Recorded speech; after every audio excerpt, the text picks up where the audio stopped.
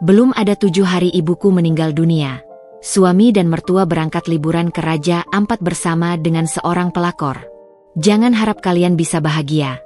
Detik itu juga aku blokir kartu ATM yang kalian pakai dan aku sita semua aset yang sudah aku berikan.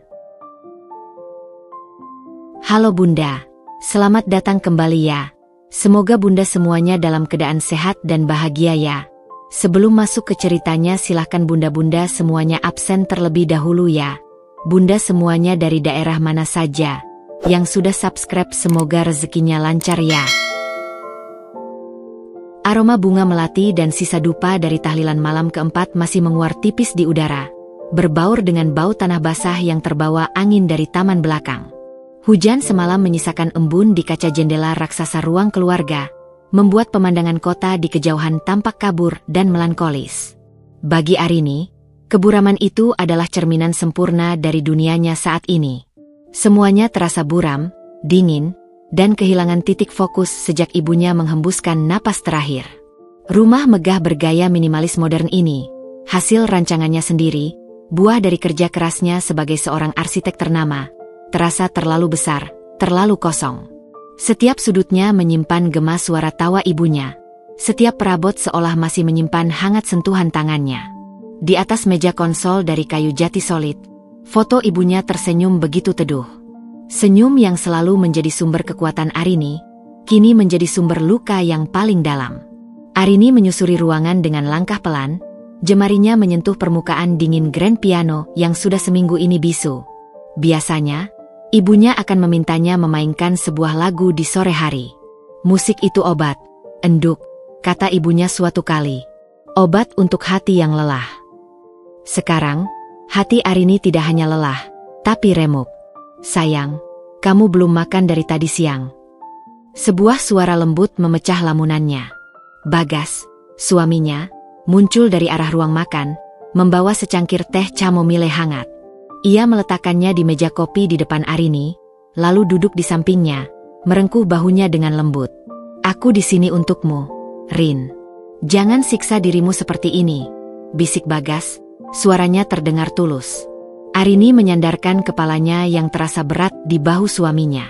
Selama 5 tahun pernikahan mereka, Bagas selalu menjadi sosok suami yang sempurna di mata semua orang. Tampan, perhatian, dan selalu mendukung karir Arini. Ia berasal dari keluarga yang sederhana, jauh berbeda dengan Arini yang merupakan anak tunggal dari seorang pengusaha sukses yang telah tiada dan kini mewarisi seluruh bisnis keluarga selain profesinya sebagai arsitek. Arini tidak pernah mempermasalahkan latar belakang itu. Baginya, cinta adalah segalanya. Ia mencintai Bagas dengan segenap hatinya, memberikannya semua yang terbaik.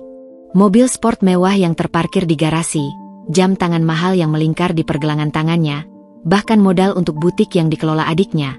Semua adalah fasilitas yang Arini berikan dengan tulus atas nama cinta. Ia juga yang merenovasi total rumah orang tua, Bagas menjadi hunian yang nyaman dan modern. Arini merasa, membahagiakan Bagas berarti juga membahagiakan keluarganya. Aku hanya masih tidak percaya, Mas. Rasanya baru kemarin ibu menemaniku memilih kain untuk proyek hotel di Bali. Lirih Arini, matanya kembali panas. SSSST. Ibu sudah tenang di sana, hibur Bagas, mengelus punggung Arini. Tak lama, Ibu Ratih, ibu mertuanya, bergabung dengan mereka. Wajahnya menunjukkan ekspresi prihatin yang dibuat-buat, sesuatu yang hanya bisa dirasakan oleh intuisi tajam Arini. Arini, kamu harus kuat. Bagas juga butuh kamu, kata Ibu Ratih sambil duduk di sofa tunggal di seberang mereka. Lihat, kamu jadi kurus begini. Nanti kalau kamu sakit, siapa yang repot? Arini hanya mengangguk tipis. Ia tahu ibu mertuanya tidak pernah benar-benar menyukainya. Di balik senyum manisnya, Arini selalu merasakan tatapan menilai yang dingin. Tatapan yang seolah berkata bahwa Arini terlalu dominan, terlalu sukses untuk menjadi istri putranya. Namun, Ibu Ratih tidak pernah menolak segala kemewahan yang Arini berikan untuk keluarganya. Ia adalah penerima yang paling antusias. Benar kata ibu, sayang, sambung Bagas, seolah mendapat dukungan. Mungkin, kita butuh sedikit penyegaran. Pergi ke suatu tempat yang tenang, menjauh dari suasana duka ini sejenak. untuk memulihkan energimu. Arini mengangkat kepalanya. Pergi? Kemana? Tahlilan 7 hari ibu bahkan belum selesai, Mas. Bukan sekarang, tentu saja. Mungkin setelah 7 harian. Jawab Bagas cepat. Ibu dan bapak juga sepertinya butuh liburan. Mereka sangat terpukul dengan kepergian ibumu. Kan mereka sudah seperti keluarga sendiri. Ibu Ratih mengangguk cepat. Betul itu, Enduk. Ibu ini sampai tidak bisa tidur. Kepikiran terus. Mungkin kalau kita jalan-jalan ke tempat yang indah, hati bisa sedikit terhibur. Ada sesuatu yang janggal dalam usulan itu. Sesuatu yang terasa terburu-buru dan tidak pada tempatnya. Di tengah kabut dukanya, sebuah alarm kecil berbunyi di benak Arini. Mengapa mereka begitu bersemangat membicarakan liburan saat tanah di makam ibunya bahkan belum sepenuhnya kering? Aku tidak ingin kemana-mana, Mas. Aku ingin di sini, di rumah ini, mendoakan ibu, jawab Arini dengan suara tegas namun pelan. Wajah Bagas sedikit berubah, ada kilat kekecewaan yang cepat-cepat ia sembunyikan. Aku mengerti, sayang. Tapi ini demi kebaikanmu juga. Aku sudah melihat-lihat beberapa tempat, mungkin Raja Ampat, pemandangannya indah, bisa menenangkan pikiran. Raja Ampat. Nama itu terasa seperti tamparan. Sebuah destinasi impian yang identik dengan perayaan, bulan madu, dan kebahagiaan. Bukan tempat untuk merenungi duka. Arini menatap suaminya, lalu beralih ke ibu mertuanya yang matanya tampak berbinar penuh harap. Kejanggalan itu semakin membesar, berubah menjadi sebuah kecurigaan yang dingin dan menusuk. Mengapa mereka begitu spesifik? Mengapa mereka tampak sudah merencanakannya? Nanti kita bicarakan lagi, Mas. Aku lelah, mau istirahat, potong Arini, menarik diri dari rangkulan Bagas. Ia berdiri dan berjalan menuju kamarnya di lantai 2, meninggalkan Bagas dan ibunya yang saling berpandangan dengan sorot mata yang sulit diartikan. Di dalam kamarnya yang luas dan sunyi, Arini tidak berbaring. Ia berdiri di depan jendela, menatap kosong kekerlip lampu kota yang tak pernah tidur. Di atas meja nakas, ponselnya tergeletak.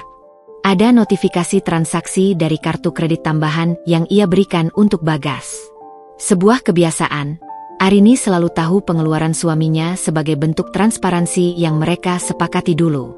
Ia membukanya tanpa minat khusus, hanya untuk mengalihkan pikiran. Sebuah nama merchant membuat jantungnya berhenti berdetak sesaat.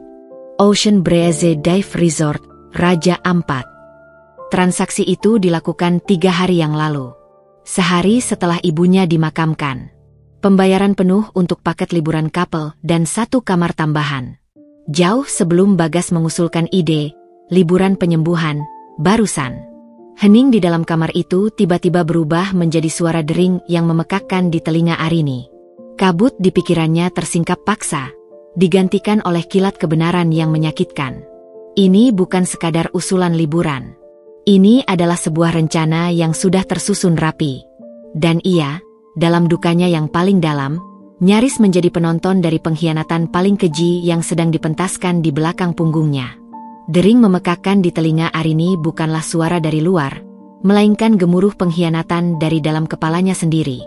Notifikasi transaksi di layar ponsel itu terasa lebih tajam dari belati. Ocean Breeze Dive Resort, Raja Ampat. 3 hari yang lalu. Sehari setelah mereka menaburkan bunga terakhir di atas pusara ibunya. Napas Arini tercekat di tenggorokan. Kakinya terasa lemas, memaksanya untuk terduduk di tepi ranjang. Tangannya yang gemetar nyaris menjatuhkan ponsel. Untuk sesaat, otaknya berusaha mencari celah untuk menyangkal. Mungkin ini kejutan untuknya? Mungkin Bagas merancangnya untuk nanti, saat dukanya sudah mereda, dan hanya membayar uang muka terlebih dahulu? Tapi logika arsiteknya yang terlatih untuk melihat detail dan struktur, menepis semua penyangkalan itu dengan brutal. Paket liburan couple dan 1 kamar tambahan. Jika ini untuk mereka berempat, Arini, Bagas, dan kedua mertuanya, seharusnya pesanan itu adalah 2 kamar biasa, bukan paket couple. Dan mengapa harus dibayar lunas 3 hari yang lalu dengan sembunyi-sembunyi? Rasa dingin yang menusuk mulai merayap dari ujung jari kakinya, membekukan hatinya yang sudah retak.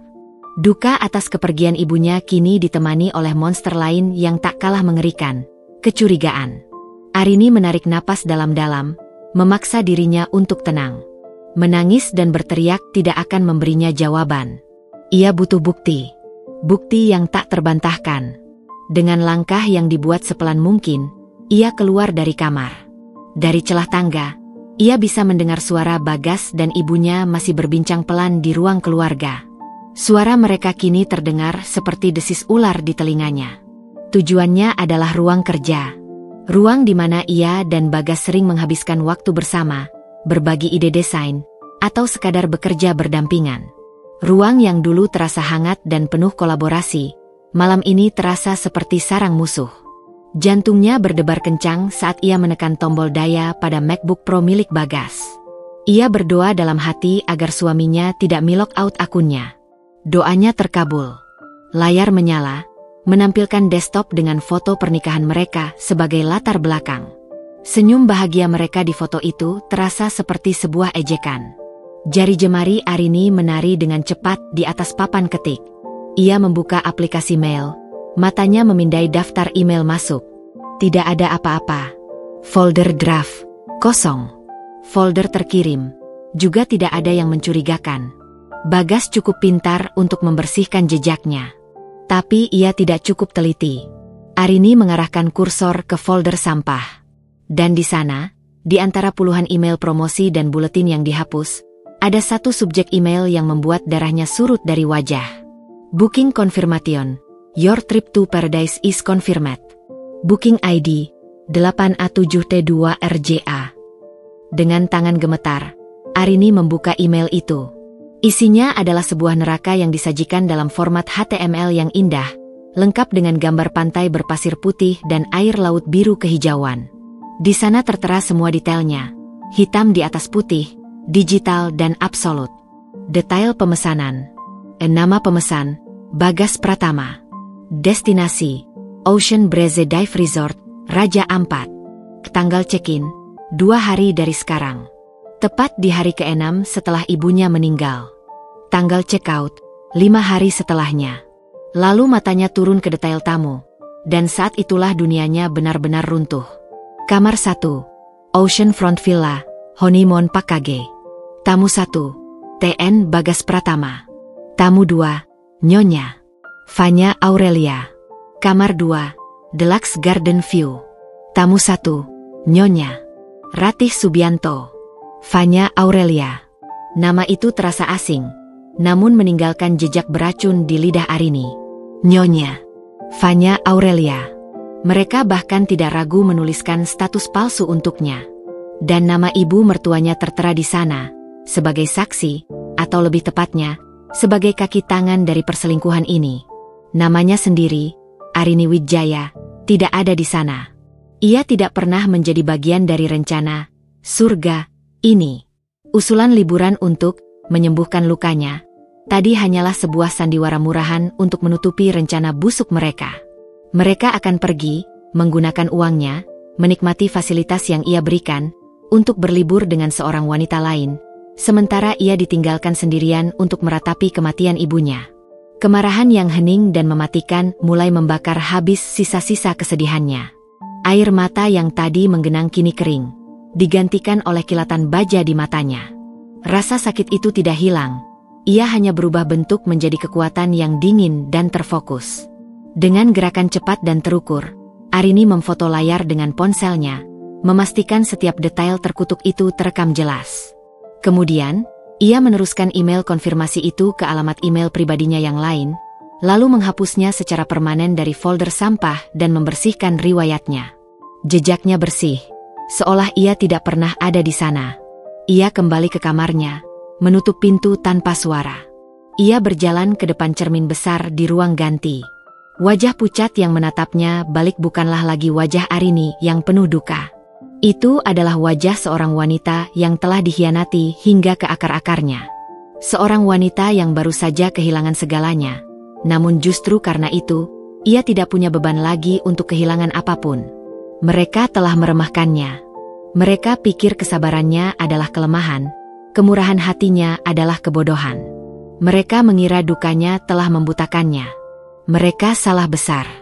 Kalian ingin liburan ke surga, bisiknya pada bayangannya sendiri, senyum tipis yang dingin tersungging di bibirnya. Baik, akan kupastikan perjalanan kalian dimulai. Tapi jangan harap kalian akan menemukan jalan pulang. Malam itu, Arini tidak tidur. Di tengah keheningan rumah yang penuh kepalsuan, ia mulai menyusun sebuah rencana. Bukan rencana balas dendam yang emosional, melainkan sebuah strategi eksekusi yang dingin, cepat, dan efisien. Seperti seorang arsitek yang merancang pembongkaran sebuah bangunan lapuk hingga ke fondasinya. Pagi datang tanpa kehangatan. Arini terbangun bukan karena sinar matahari, tetapi karena sebuah kesadaran baru yang tajam dan dingin. Ia tidak tidur semalaman, namun energinya terasa penuh, dialiri oleh adrenalin dari amarah dan kekecewaan yang telah mengkristal menjadi tujuan. Ia turun ke ruang makan tepat saat Bagas dan ibunya sedang sarapan. Wajahnya sengaja ia buat terlihat sembab dan lelah, persis seperti yang mereka harapkan dari seorang wanita yang sedang berduka.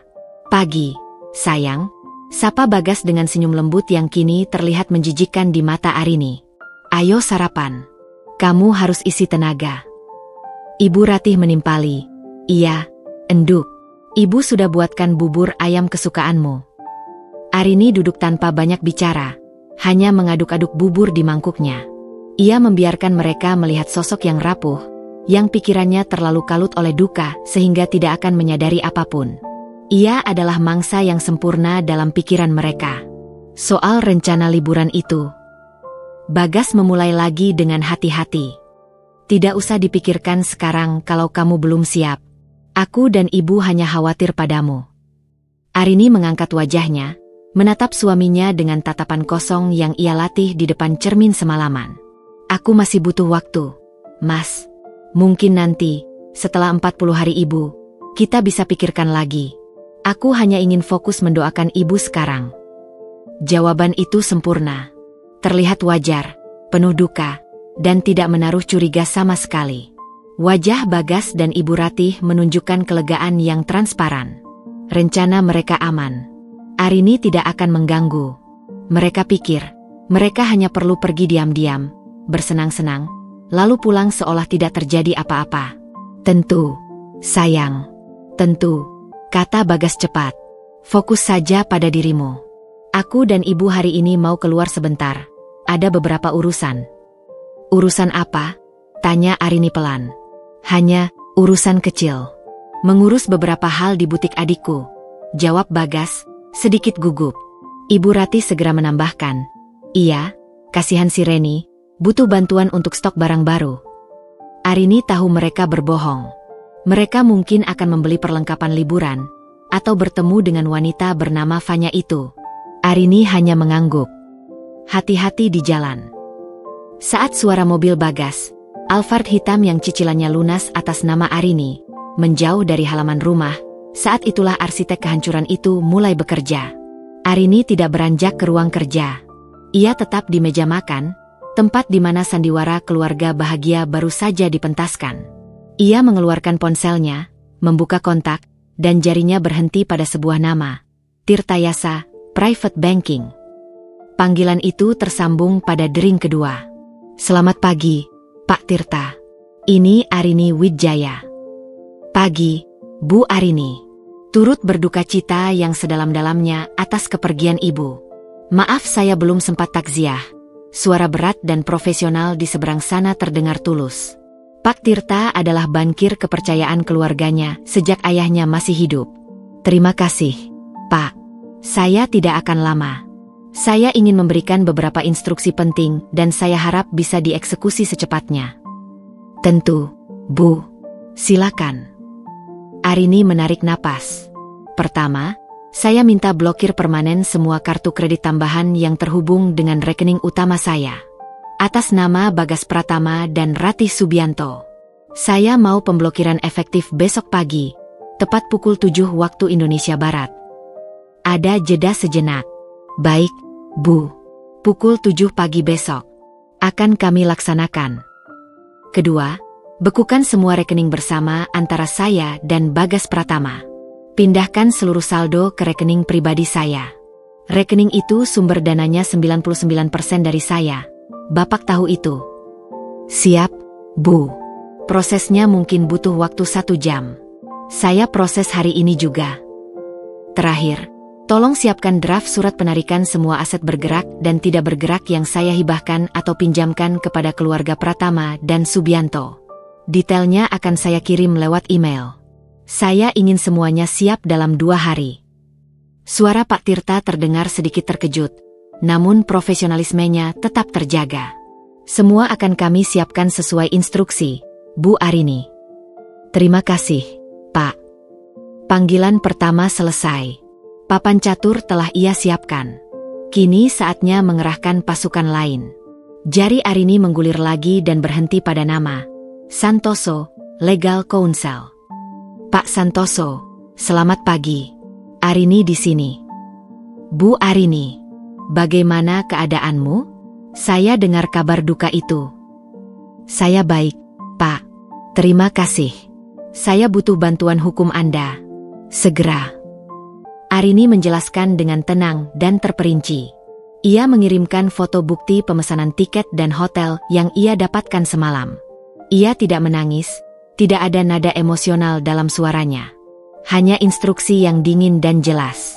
Siapkan surat penarikan untuk mobil Toyota Alphard dengan nomor polisi B1 RIN atas nama saya. Siapkan juga surat pemberitahuan untuk pengosongan rumah di Bintaro yang ditempati oleh keluarga Bapak Subianto. Saya berikan waktu 30 hari.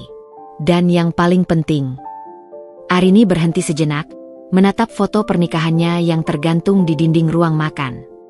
Mulai proses gugatan cerai hari ini juga. Gunakan bukti-bukti itu sebagai dasar. Saya mau perceraian secepat mungkin tanpa pembagian harta gonogini. Setiap kata yang ia ucapkan adalah sebilah paku yang ia tancapkan pada peti mati pernikahannya. Setelah 2 panggilan telepon itu selesai, Arini akhirnya meletakkan ponselnya. Keheningan rumah kembali menyergapnya. Namun kali ini, hening itu tidak lagi memekakan. Hening itu terasa penuh dengan kekuatan. Ia telah mengambil kembali kendali atas hidupnya. Ia menatap bubur ayam yang sudah dingin di hadapannya. Ia tidak berselera. Ia bangkit, membawa mangkuk itu ke dapur, dan membuang isinya ke tempat sampah. Sama seperti ia akan membuang semua parasit dari hidupnya. Langkah mereka sudah ia kunci. Mereka akan berangkat besok, terbang menuju surga, impian mereka, tanpa tahu bahwa mereka sebenarnya sedang terbang lurus ke dalam neraka yang pondasinya baru saja selesai ia rancang. Hari kelima setelah kepergian ibunya. Langit Jakarta pagi itu berwarna kelabu, seolah ikut merasakan mendung di hati Arini. Namun, di dalam rumah megah itu, ada sebuah energi aneh yang terasa sumbang. Ada gelagat terburu-buru yang coba ditutupi dengan rapi oleh Bagas dan Ibu Ratih. Arini sudah tahu hari ini adalah hari keberangkatan mereka. Sesuai dengan jadwal di tiket pesanan itu. Ia hanya perlu menunggu sandiwara apa yang akan mereka mainkan sebagai alasan untuk pergi. Panggung pertunjukan itu kembali digelar di meja makan. Arini, dengan piyama satinnya, duduk diam sambil menyeruput teh. Tepat pukul 9 pagi, ponsel Ibu Ratih berdering nyaring. Sang ibu mertua mengangkatnya dengan ekspresi yang dibuat tegang. Halo, astagfirullah. Kapan? Di rumah sakit mana sekarang? Seru Ibu Ratih dengan nada panik yang terlatih. Matanya melirik sekilas ke arah Arini untuk memastikan aktingnya ditonton. Iya, tante kesana sekarang juga. Kamu yang sabar ya. Panggilan ditutup. Ibu Ratih menatap Bagas dengan wajah yang dibuat pucat pasi. Gas, gawat. Bibi Lastri di Surabaya, kritis. Serangan jantung. Bagas segera bangkit dari kursinya, menampilkan wajah khawatir seorang keponakan yang berbakti. Ya Tuhan, Ibu, kok bisa? Terus gimana? Kita harus ke sana sekarang. Gas, Ibu harus ada di sana. Semua mata kini tertuju pada Arini, sang penonton utama. Di balik tatapan matanya yang sendu, otak Arini bekerja seperti mesin presisi, mengagumi betapa kejinya kebohongan mereka. Menggunakan penyakit kritis palsu untuk menutupi perjalanan mesum mereka. Di saat ia baru saja kehilangan ibunya karena penyakit yang nyata. Ya Tuhan, Mas, Bu, kok mendadak sekali? Respons Arini, suaranya terdengar bergetar. Getaran yang mereka kira berasal dari rasa kaget dan simpati. Perlu aku bantu pesankan tiket pesawat? Tawaran itu membuat mereka sedikit gelagapan. Tidak usah, sayang, sahut Bagas cepat. Tadi Reni sudah langsung pesankan untuk aku dan ibu. Penerbangan sore ini. Maaf sekali ya, aku harus meninggalkanmu dalam kondisi seperti ini. Tapi ini darurat, keluarga. Aku mengerti, Mas. Tentu saja keluarga harus jadi prioritas. Potong Arini lembut, seolah memberikan restu penuh. Cepatlah berkemas. Biar Bei Asi yang siapkan bekal untuk di jalan. Wajah Bagas dan Ratih memancarkan kelegaan yang tak bisa disembunyikan. Skenario mereka berjalan mulus. Arini tidak curiga sedikitpun. Ia terlalu tenggelam dalam dukanya untuk berpikir jernih. Begitulah anggapan mereka. Arini memperhatikan mereka berkemas dengan tergesa-gesa dari kamarnya. Ia melihat koper-koper besar yang mereka seret keluar dari gudang. Koper untuk liburan, bukan koper untuk kunjungan darurat ke rumah sakit. Ia melihat Bagas menyemprotkan parfum mahalnya, yang Arini belikan saat ulang tahun pernikahan mereka, dengan senyum tipis di wajahnya saat ia pikir Arini tidak melihat. 1 jam kemudian, mereka sudah siap di depan pintu. Alphard hitam sudah dipanaskan oleh sopir. Bagas menghampiri Arini dan memeluknya erat. Pelukan yang terasa hampa dan dingin. Jaga diri baik-baik, ya. Jangan lupa makan. Aku akan usahakan telepon kamu sesering mungkin, bisiknya di telinga Arini. Setiap kata adalah kebohongan yang menusuk. Ibu Ratih juga memeluknya sekilas. Kamu yang kuat ya, Enduk. Doakan Bibi Lastri, katanya, tanpa berani menatap mata Arini langsung. Arini mengangguk, ia bahkan berhasil memeras setetes air mata jatuh di pipinya. Air mata yang ia persembahkan untuk akhir dari pernikahannya. Hati-hati di jalan, Mas, Bu, lirihnya.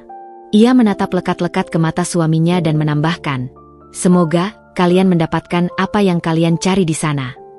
Bagas tersenyum, mengira itu adalah sebuah doa tulus. Ia tidak tahu bahwa itu adalah sebuah kutukan. Arini berdiri di ambang pintu, melambaikan tangan saat mobil mewah itu meluncur mulus meninggalkan gerbang. Ia terus berdiri di sana sampai mobil itu hilang di tikungan jalan. Saat itulah, fasad kesedihan itu luruh dari wajahnya. Air mata di pipinya mengering, digantikan oleh ekspresi yang dingin dan tak terbaca. Punggungnya yang tadi terlihat membungkuk karena duka, kini tegak sempurna. Ia melirik jam tangan di pergelangan tangannya. Pukul 11.30 siang. Penerbangan mereka menuju Sorong dijadwalkan pukul 16. Kartu kredit masih berfungsi. Rekening bersama masih bisa diakses. Mobil itu masih atas nama Bagas dalam penggunaan sehari-hari. Untuk beberapa jam ke depan, mereka masih berstatus sebagai suami dan mertua yang terhormat dari seorang Arini Wijaya yang kaya raya. Mereka akan check-in di lounge bandara, menikmati kopi dan camilan dengan uangnya, dan tertawa bersama di atas pesawat, merasa telah berhasil menipu dunia. Arini berbalik, menutup pintu rumah dengan pelan. Suara, klik, dari kunci pintu terdengar seperti ketukan palu hakim yang menjatuhkan vonis. Rumah itu kini terasa miliknya seutuhnya. Hening, bersih, bebas dari para pengkhianat. Ia berjalan ke kalender digital di ruang kerjanya. Jari lentiknya menyentuh tanggal hari esok, hari ke-6 setelah ibunya berpulang. Ia menandainya dengan warna merah menyala, lalu mengetik sebuah catatan singkat di bawahnya. Hari perhitungan. Langit di atas Raja Ampat adalah sebuah mahakarya. Warna birunya begitu pekat, berpadu dengan gumpalan awan putih bersih yang membingkai gugusan pulau karst yang megah. Air lautnya sebening kristal, menampakkan taman terumbu karang di bawahnya. Dari atas speedboat pribadi yang membawa mereka dari Sorong, pemandangan itu terasa seperti mimpi. Gila, keren banget resortnya. Beb, nggak salah pilih, deh, seru Fanya. Matanya yang bermake up tebal berbinar menatap jajaran villa di atas air yang semakin mendekat. Ia menyandarkan kepalanya manja di bahu Bagas, sementara tangannya sibuk merekam story untuk Instagram. Bagas tertawa bangga. Aku kan sudah bilang, semua yang terbaik untuk kamu, katanya, mencium puncak kepala Fanya. Di samping mereka, Ibu Ratih tersenyum puas. Ia sudah membayangkan foto-foto liburan mewah yang akan ia pamerkan di grup arisannya. Memang seharusnya dari dulu kamu sama Fanya. Gas. Anaknya ceria, cantik, tahu cara menikmati hidup, sindir Ibu Ratih, melirik ke arah kamera Fanya. Tidak seperti yang di Jakarta itu, kaku, sibuk kerja terus. Uang banyak tapi hidupnya flat. Bagas hanya tersenyum kecut. Ia tidak menanggapi. Ia sedang menikmati momen kemenangannya. Ia berhasil membawa pacar dan ibunya ke salah satu tempat terindah di dunia. Dan Arini tidak curiga sedikitpun. Ia merasa seperti raja. Setibanya di lobi resor yang mewah dan terbuka, mereka disambut dengan kalungan bunga dan minuman selamat datang. Semuanya sempurna. Sampai tiba saatnya untuk proses check-in. Selamat datang di Ocean Breeze Resort, Bapak Bagas. Pesanan Anda untuk 1 oceanfront villa dan 1 deluxe garden view sudah kami siapkan, kata resepsionis dengan ramah. Boleh saya pinjam kartu kreditnya untuk deposit dan jaminan, Pak? Dengan penuh percaya diri, Bagas mengeluarkan kartu kredit platinum dari dompetnya. Kartu sakti yang selama ini tidak pernah mengecewakannya. Kartu tambahan dari rekening Arini. Ia menyerahkannya dengan gaya seorang pria sukses. Resepsionis menggesek kartu itu. Sekali, 2 kali. Wajahnya yang ramah sedikit menegang. Mohon maaf, Pak. Kartunya ditolak. Senyum di wajah Bagas langsung memudar. Ditolak? Tidak mungkin. Coba lagi, Mbak. Mungkin sinyalnya jelek. Resepsionis mencoba lagi di mesin yang lain. Hasilnya sama. Maaf, Pak. Sepertinya ada masalah dengan pihak bank. Mungkin Bapak ada kartu lain. Wajah Bagas mulai memanas karena malu. Fanya dan Ibu Ratih yang tadinya sibuk berfoto, kini menatapnya dengan pandangan bertanya. Dengan sedikit gugup, Bagas mengeluarkan kartu lain, yang juga merupakan fasilitas dari Arini. Hasilnya sama. Ditolak. Ini aneh sekali, gumam Bagas, keringat dingin mulai membasahi pelipisnya. Kalau begitu saya tarik tunai saja di ATM.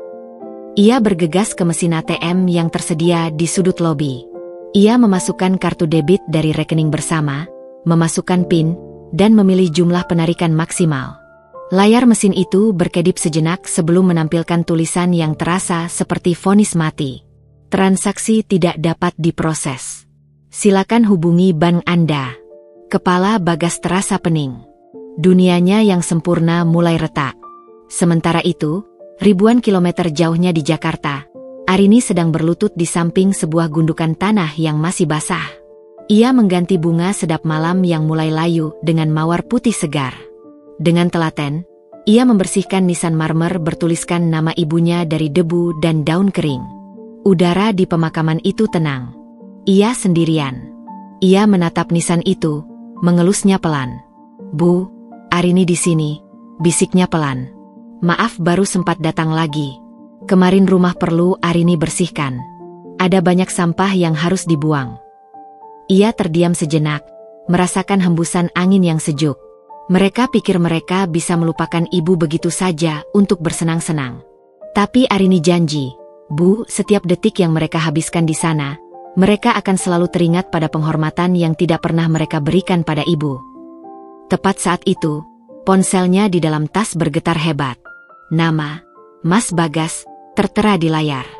Arini membiarkannya berdering beberapa saat sebelum mengangkatnya. Ia menekan tombol loudspeaker dan meletakkan ponsel itu di sampingnya, seolah ingin ibunya ikut mendengar. Halo, sayang. Kamu di mana? Aku telepon dari tadi. Suara Bagas terdengar panik dan frustrasi.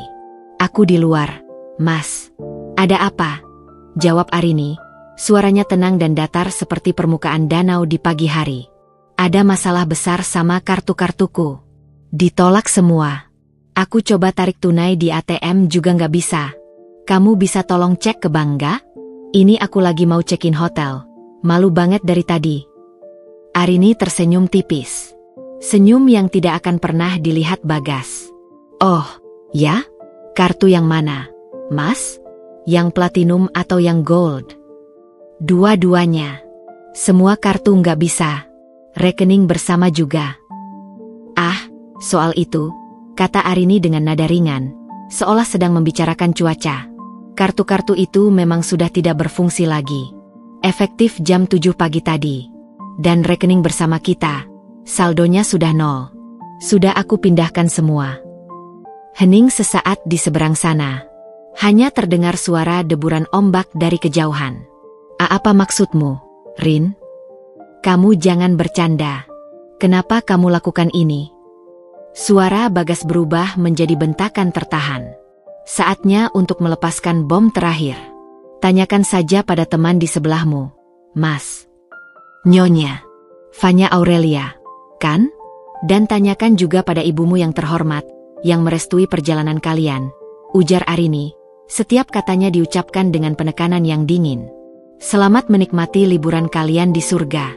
Semoga pemandangannya indah, karena hanya itu satu-satunya hal gratis yang bisa kalian nikmati di sana. Arini tidak menunggu jawaban. Ia langsung memutuskan panggilan itu, lalu memblokir nomor Bagas. Ia kembali menatap nisan ibunya. Untuk pertama kalinya dalam seminggu, ia merasa bisa bernapas dengan lega. Badai telah mendarat tepat di sasarannya. Di Raja Ampat, Bagas menatap layar ponselnya dengan nanar. Suara tututut yang monoton terdengar seperti lonceng kematian. Di belakangnya, Fanya dan Ibu Ratih menatapnya dengan ekspresi yang mulai berubah dari kesal menjadi horor. Mereka terdampar di surga.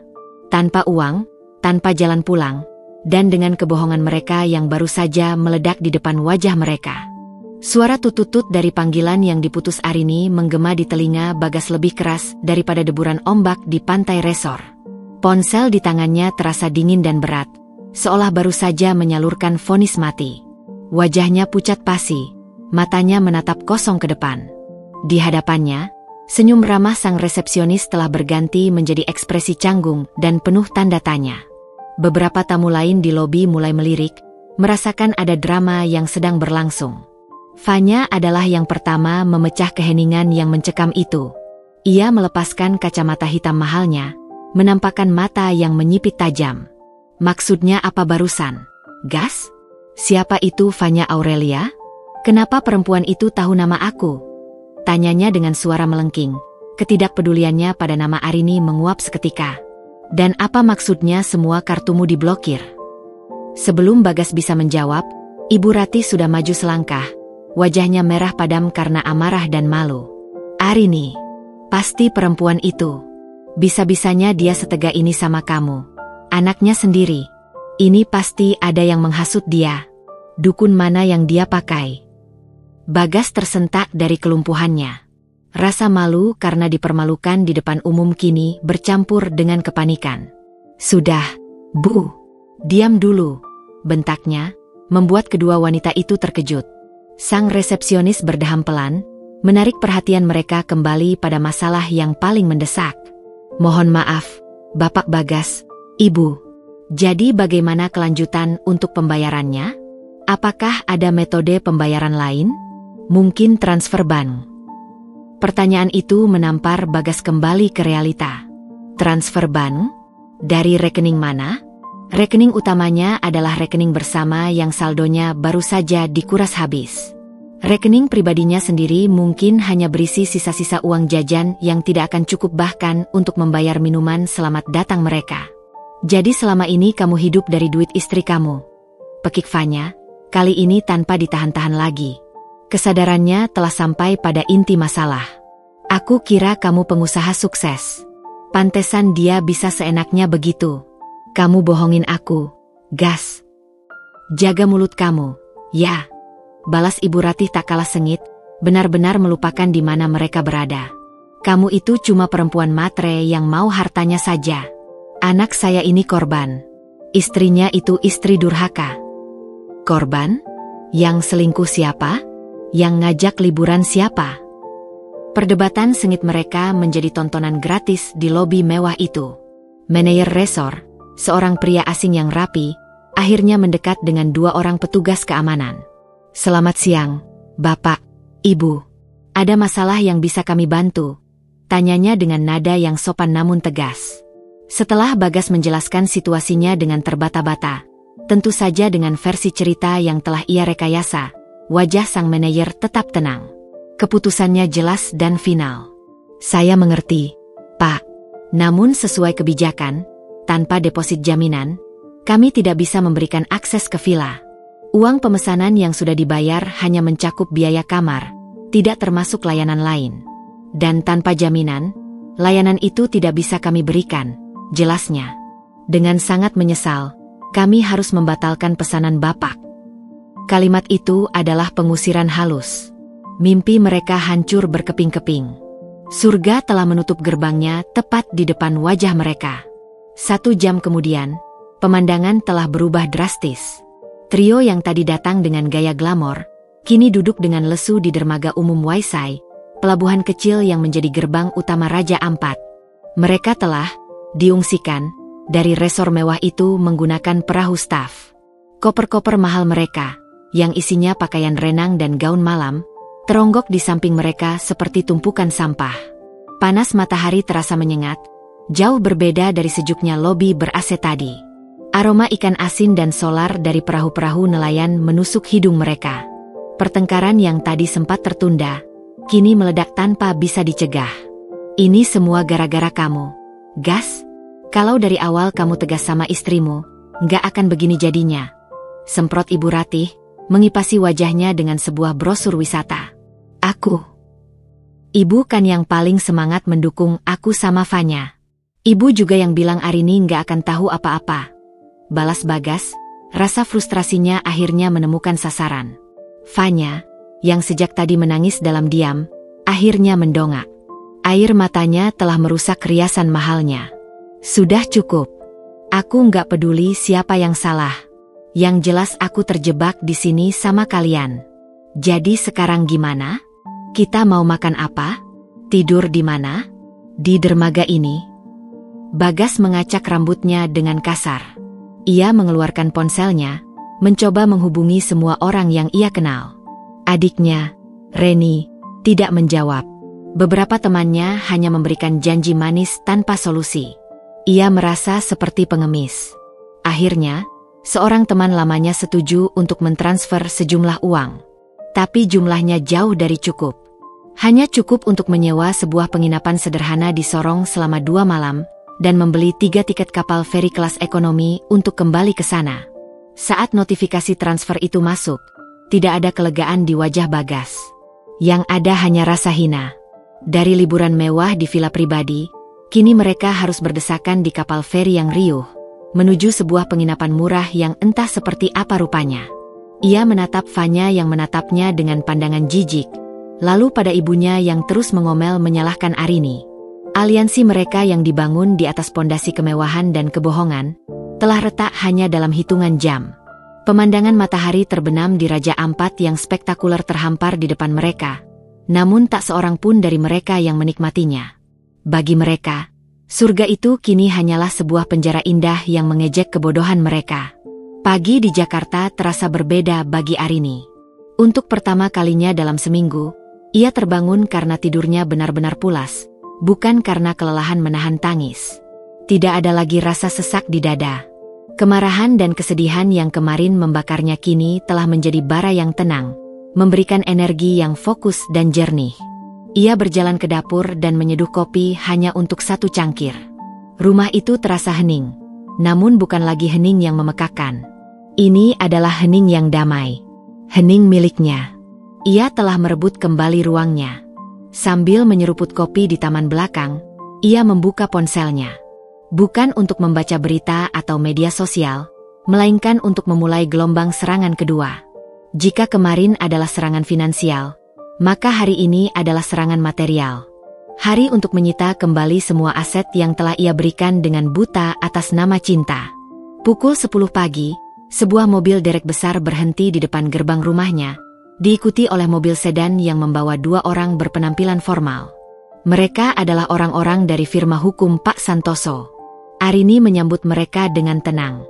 Tanpa banyak bicara, ia masuk ke dalam, mengambil kunci cadangan Toyota Alphard hitam yang terparkir anggun di garasi. Mobil itu adalah hadiah ulang tahun pernikahan keempat untuk Bagas. Simbol kemapanan palsu yang selalu dibanggakan suaminya. Silakan, Pak. Ini kunci dan surat-suratnya, kata Arini sambil menyerahkannya kepada salah satu petugas. Ia berdiri di teras, menyaksikan dengan tatapan datar saat mobil mewah itu diseret keluar dari garasi rumahnya. Suara mesin derek yang menderu seolah menjadi lagu pemakaman untuk era kehidupannya yang lama. Ia tidak merasakan sakit atau penyesalan. Hanya rasa lega, seolah baru saja mencabut gigi yang sudah lama busuk. Parasit pertama telah disingkirkan. Langkah selanjutnya ia lakukan melalui telepon, sambil memantau dari kejauhan. Ia menghubungi Pak Santoso. "Selamat pagi, Pak. Bagaimana dengan rumah di Bintaro?" tanyanya. "Sudah beres, Bu Arini," jawab Pak Santoso. "Tim kami baru saja menyerahkan surat pemberitahuan resmi untuk pengosongan rumah dalam waktu 30 hari. Surat diterima langsung oleh adik Tuan Bagas, Nona Reni." Arini bisa membayangkan wajah panik Reni saat menerima surat itu. Rumah nyaman yang ia tempati bersama orang tuanya, yang renovasinya menelan biaya ratusan juta dari kantong Arini, akan segera diambil kembali. Parasit kedua akan segera kehilangan inangnya. Namun, Arini belum selesai dengan Reni. Ada satu lagi simpul yang harus ia putus. Sore harinya, Arini mengendarai mobil sedannya sendiri menuju sebuah mall paling mewah di Jakarta Selatan.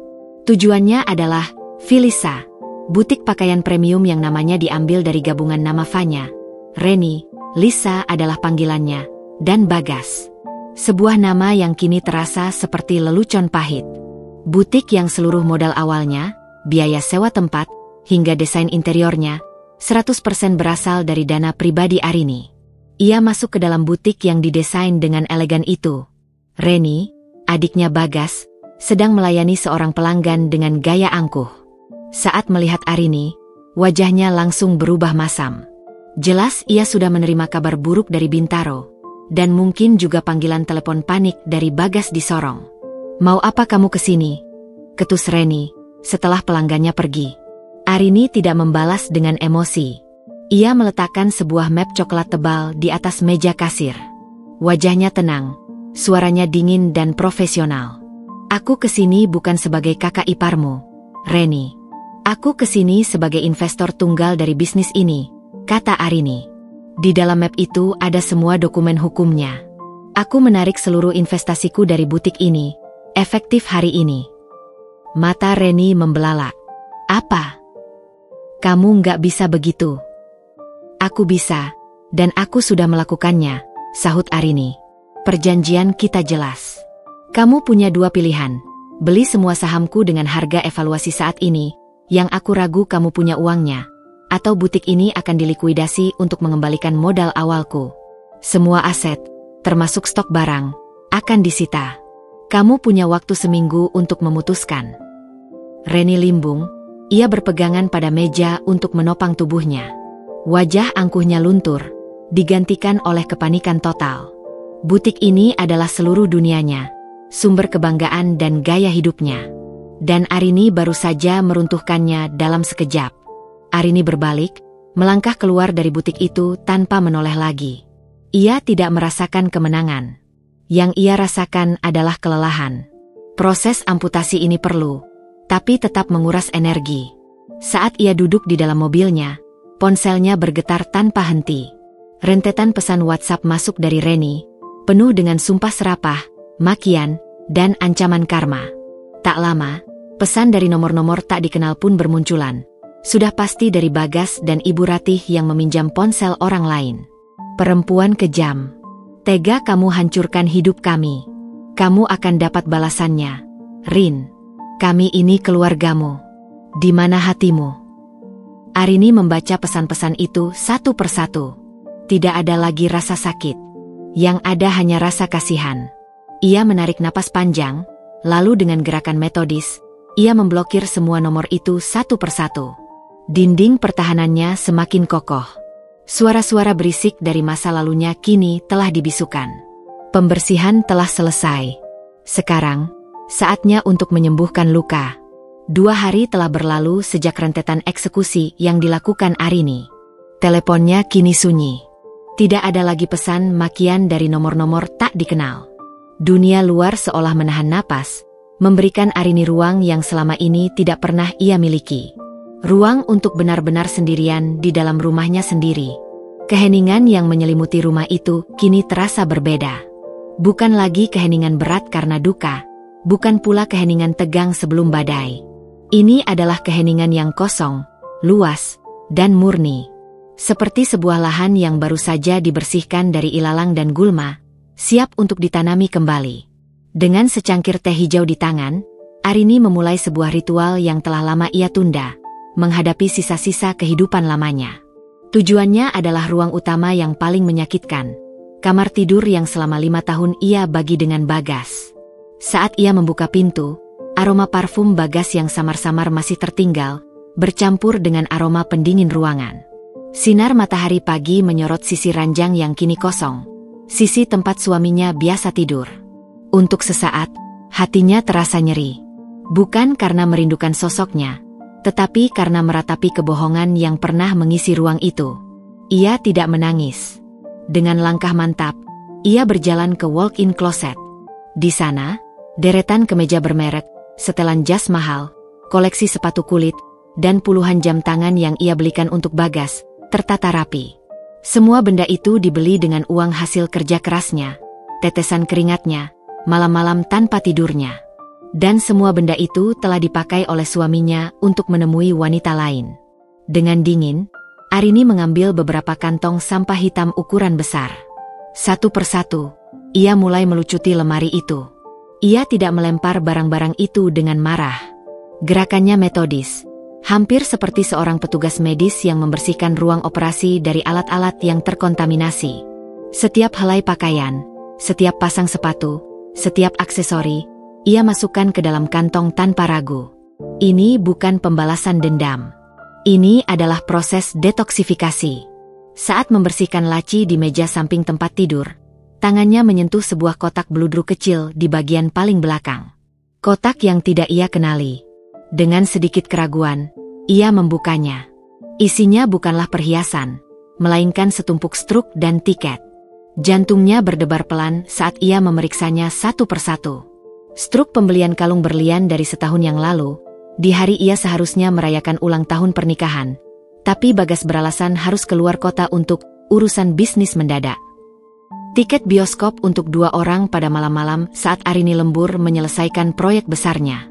Bahkan tagihan makan malam romantis di sebuah restoran di puncak gedung, bertanggal tepat di hari peringatan kematian ayah Arini, saat Bagas pamit untuk menenangkan pikiran sendirian. Penemuan ini tidak membuatnya marah. Anehnya, ia merasakan kelegaan yang getir. Pengkhianatan ini ternyata jauh lebih dalam dan lebih lama dari yang ia duga. Ini bukan sebuah kesalahan sesaat. Ini adalah sebuah kehidupan ganda yang terencana, yang didanai sepenuhnya oleh cinta dan kepercayaan butanya. Semua keraguan yang mungkin masih tersisa di benak Arini. Apakah tindakannya terlalu kejam? Apakah ia terlalu terburu-buru, lenyap seketika? Ia telah melakukan hal yang benar. Ia baru saja mengamputasi penyakit kronis. Ponselnya berdering, membuyarkan lamunannya. Nama, Rina sahabatku, tertera di layar. Rina, sahabatnya sejak kuliah arsitektur. Satu-satunya orang yang tahu betapa keras Arini bekerja dan betapa tulus ia mencintai. Halo, Rin, sapa Arini. Suaranya sedikit serak. Arini, ya Tuhan. Akhirnya kamu angkat telepon. Aku khawatir banget. Kamu gimana? Aku dengar ibumu, aku turut berduka cita ya. Sayang, suara Rina terdengar cemas. Dan untuk pertama kalinya, Arini menceritakan semuanya. Bukan dengan amarah atau tangisan, tapi dengan suara datar seorang penyintas yang melaporkan sebuah bencana. Dari penemuan tiket di email, sandiwara liburan, hingga semua tindakan yang telah ia ambil. Di seberang telepon, Rina terdiam sejenak, mencerna semua informasi itu. Lalu ia berkata dengan suara yang tajam dan penuh dukungan. Bagus, Rin. Bagus. Jangan pernah merasa bersalah sedetik pun. Manusia parasit seperti itu dan seluruh keluarganya memang harus dibasmi sampai ke akar. Kamu sudah menyelamatkan dirimu. Aku bangga sama kamu. Dukungan tulus itu terasa seperti balsam bagi luka Arini. Ia tidak sendirian. Setelah menutup telepon, ia merasa jauh lebih kuat. Ia menatap 8 kantong sampah hitam besar yang kini berisi semua jejak Bagas. Ia mengangkat ponselnya lagi, bukan untuk memblokir nomor, tapi untuk mencari nomor telepon sebuah panti sosial. Selamat siang. Saya Arini. Saya punya beberapa kantong pakaian dan barang-barang pria dewasa dalam kondisi sangat baik. Bisa tolong dijemput? Ia tidak akan membakar atau membuang barang-barang itu.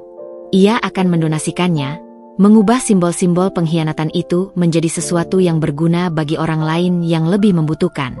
Mengubah nilainya dari kenangan buruk menjadi anonimitas.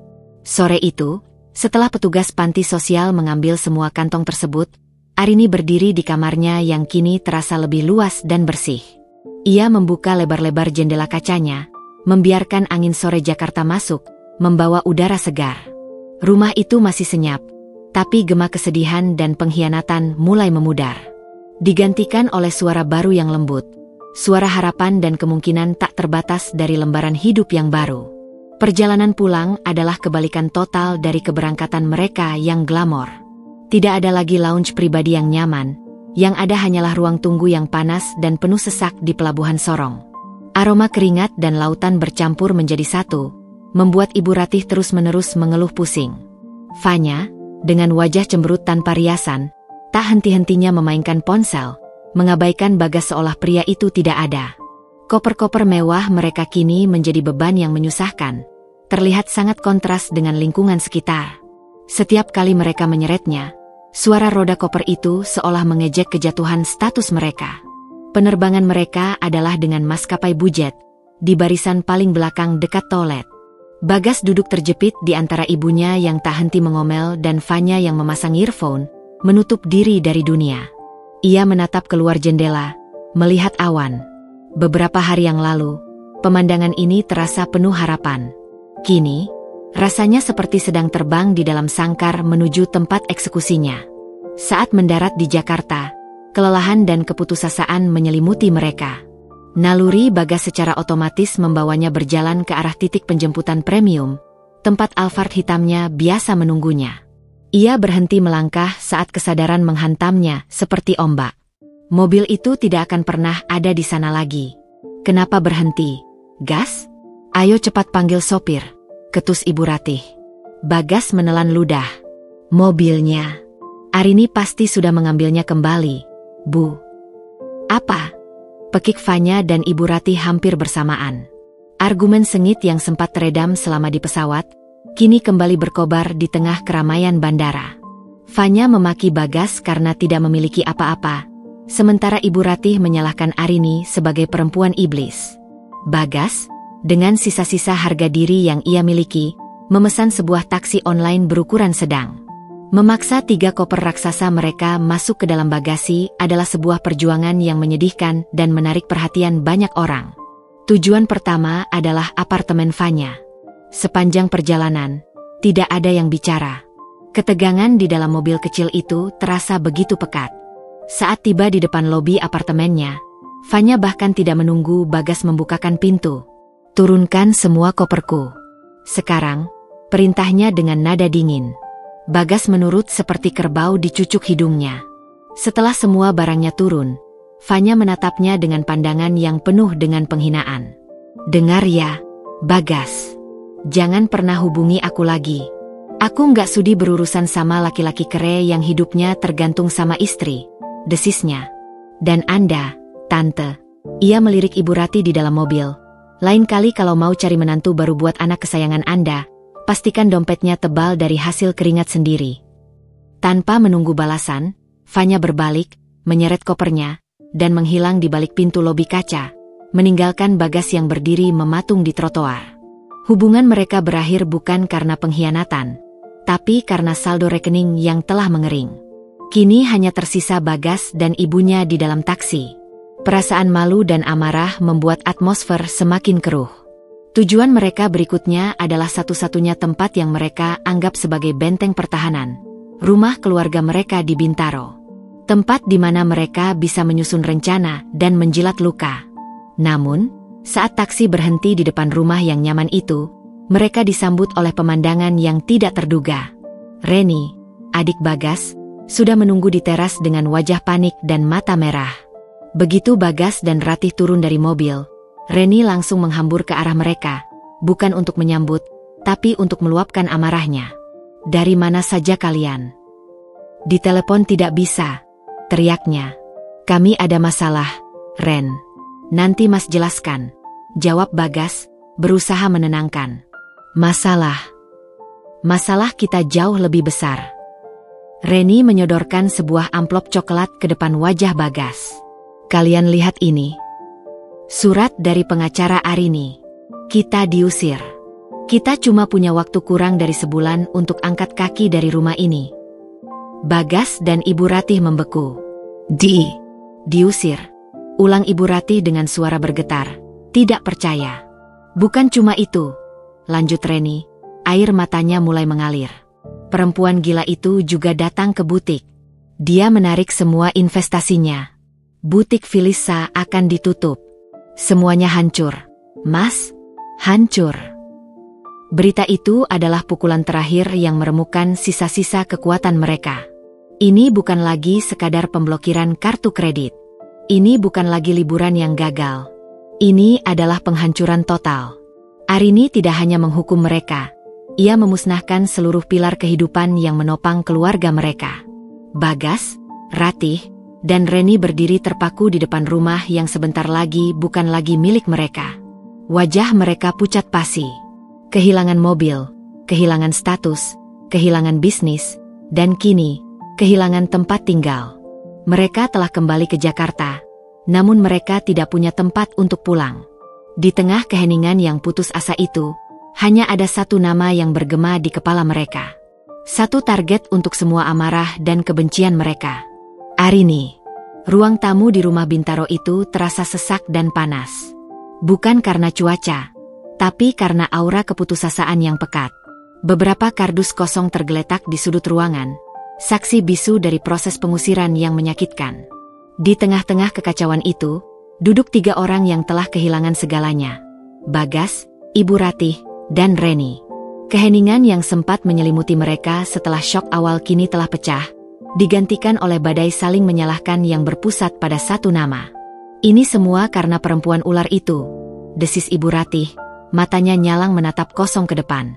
"Tidak punya hati nurani. Setelah semua kebaikan yang kita berikan, setelah Bagas setia menemaninya, ini balasannya." Ironi dalam kata-katanya sama sekali tidak ia sadari. Di dunianya, mereka adalah keluarga baik-baik yang menjadi korban kekejaman seorang menantu yang tidak tahu berterima kasih. "Butikku, Bu. Butik yang aku bangun dari nol," sambung Reni, suaranya bergetar menahan tangis amarah. Tentu saja ia melupakan fakta bahwa nol yang ia maksud adalah modal tak terbatas dari Arini. "Hidupku hancur sekarang. Aku harus bilang apa sama teman-temanku?" Bagas hanya diam, kepalanya tertunduk. Wajahnya yang dulu selalu percaya diri kini kuyu dan tampak beberapa tahun lebih tua. Ia merasa seperti pecundang. Dibuang oleh pacarnya, dihancurkan oleh istrinya, dan kini disudutkan oleh ibu dan adiknya sendiri. Amarahnya pada Arini bercampur dengan rasa benci pada dirinya sendiri yang begitu lemah dan bergantung. "Kita tidak bisa diam saja seperti ini," seru Ibu Ratih, memecah lamunan putranya. Ia menatap Bagas tajam, mencoba menyuntikkan sisa-sisa semangat, atau lebih tepatnya, racun, ke dalam dirinya. "Kamu itu suaminya, Gas. Secara hukum, kamu masih suaminya. Kamu punya hak atas semua hartanya." "Hak apa, Bu?" sahut Bagas lemah. "Dia sudah menyewa pengacara. Semua aset itu atas nama dia. Aku tidak punya apa-apa." "Itu namanya harta gono gini," bentak Ibu Ratih. Pengetahuannya tentang hukum didapat dari sinetron. "Harta yang didapat selama pernikahan itu milik bersama. Kita bisa tuntut dia. Kita bisa dapat setengahnya." "Kita tidak punya uang untuk menyewa pengacara, Bu," potong Reni frustrasi. "Kita bahkan tidak tahu besok mau makan apa kalau uang pinjaman dari teman Mas Bagas habis." Realita pahit itu membungkam mereka sejenak. Mereka terpojok. Tidak ada uang, tidak ada kekuasaan, tidak ada jalan keluar yang mudah. Di saat seperti inilah, Keputusasaan seringkali melahirkan rencana yang nekat. Kalau begitu, kita tidak perlu pengacara, kata Ibu Ratih pelan, matanya berkilat licik. Kita datangi dia langsung. Bagas mengangkat kepalanya. Untuk apa? Dia tidak akan mau bicara denganku. Nomorku saja diblokir. Kalau begitu kita paksa dia bicara. Suara Ratih meninggi, kini ia berdiri dan berjalan mondar-mandir. Kita datang ke rumahnya. Kita masuk. Kamu, sebagai suaminya, berhak masuk ke rumah itu. Kita tidak akan pergi sebelum dia setuju untuk bicara baik-baik dan mengembalikan apa yang menjadi hak kita. Rencana itu terdengar gila. Tapi di telinga 3 orang yang putus asa itu, rencana gila terdengar seperti satu-satunya pilihan. Benar, Mas, dukung Reni. Matanya ikut berapi-api. Kita harus berbuat sesuatu. Kita tunjukkan kalau kita tidak bisa diinjak-injak begini saja. Paling tidak, kita bisa buat dia malu di depan para tetangganya. Bagas masih ragu. Ia teringat suara dingin Arini di telepon. Ia teringat bagaimana wanita yang dulu ia anggap lembut dan penurut itu bisa merancang kehancuran mereka dengan begitu presisi. Ada rasa takut yang merayap di hatinya. Melihat keraguan di wajah putranya, Ibu Ratih mendekat dan memegang kedua bahu Bagas. Ia menatapnya lekat-lekat, memainkan kartu andalannya, ego dan harga diri. Kamu ini laki-laki, kan, Gas? Kepala keluarga. Masa kamu mau diam saja saat keluargamu dihancurkan oleh seorang perempuan? Di mana harga dirimu? Tunjukkan padanya siapa kamu sebenarnya. Buat dia menyesal telah meremehkanmu. Kata-kata itu berhasil. Wajah Bagas yang tadinya ragu kini mengeras. Rasa takutnya tertutup oleh amarah dan egonya yang terluka. Ia tidak bisa lagi menanggung rasa malu sebagai pecundang. Ia harus melakukan sesuatu. Ia harus membalas. Baik, katanya dengan suara berat. Kita datangi dia. Sebuah kesepakatan telah dibuat di tengah ruang tamu yang berantakan itu. Kesepakatan yang didasari oleh kebencian, keserakahan, dan kebodohan. Mereka tidak punya strategi yang matang, tidak punya tujuan yang jelas selain meluapkan amarah dan mencoba merebut kembali apa yang bukan milik mereka. Ibu Ratih tersenyum puas. Besok pagi, katanya, menatap putranya dengan sorot mata yang berbahaya. Kita ambil kembali apa yang seharusnya menjadi milik kita. Dengan cara apapun. Pagi itu, untuk pertama kalinya setelah sekian lama, Arini kembali menyentuh pekerjaannya. Di ruang kerjanya yang menghadap taman, ia dan Rina, sahabatnya, sedang membentangkan beberapa lembar blueprint di atas meja besar. Proyek sebuah art galeri minimalis yang sempat tertunda karena duka, kini kembali ia buka. Tawa kecil terdengar di antara diskusi mereka tentang konsep fasad bangunan. Kehidupan Arini mulai bergerak maju. Di tengah suasana damai itulah, suara interkom berdering, memecah ketenangan. Wajah Bei Asih, asisten rumah tangganya, muncul di layar monitor. Maaf, Non Arini, kata Bei Asih, suaranya terdengar ragu dan cemas. Di depan gerbang, ada Bapak Bagas, Ibu Ratih, dan Non Reni. Mereka memaksa mau ketemu Non. Seketika, tawa di wajah Arini memudar. Udara di dalam ruangan terasa mendingin. Rina, yang melihat perubahan drastis itu, langsung menghentikan penjelasannya. Rin? Kenapa? Mereka di sini, bisik Arini, matanya tertuju pada layar interkom. Siapa? Bagas dan keluarganya. Wajah Rina langsung mengeras. Jangan ditemui. Suruh satpam usir saja. Mau apa lagi mereka? Serunya protektif. Arini terdiam sejenak. Mengusir mereka hanya akan menunda masalah. Orang yang putus asa bisa berbuat nekat. Mereka bisa membuat keributan di luar, mempermalukan dirinya di depan para tetangga. Tidak. Ia tidak akan lari. Ia akan menghadapi ini, di wilayahnya, dengan peraturannya. Bei Asih, kata Arini ke interkom, suaranya kembali tenang dan terkendali. Persilakan mereka masuk, tapi hanya sampai teras depan. Jangan biarkan masuk ke dalam rumah.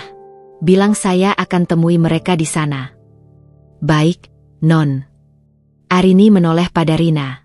Kamu tunggu di dalam, ya. Tapi tolong, siapkan ponselmu. Kalau mereka mulai macam-macam, rekam semuanya. Rina mengangguk cepat, memahami keseriusan situasi. Arini berjalan keluar menuju teras depan.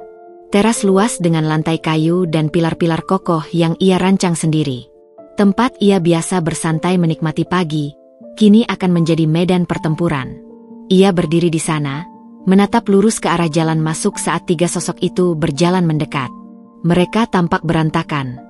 Wajah Ibu Ratih penuh gurat kebencian, Reni tampak sembab dan marah, sementara Bagas berjalan di belakang mereka dengan ekspresi yang sulit diartikan, campuran antara malu, benci, dan sisa-sisa arogansi. Ibu Ratih yang pertama membuka suara, mencoba memakai topeng ibu mertua yang tersakiti.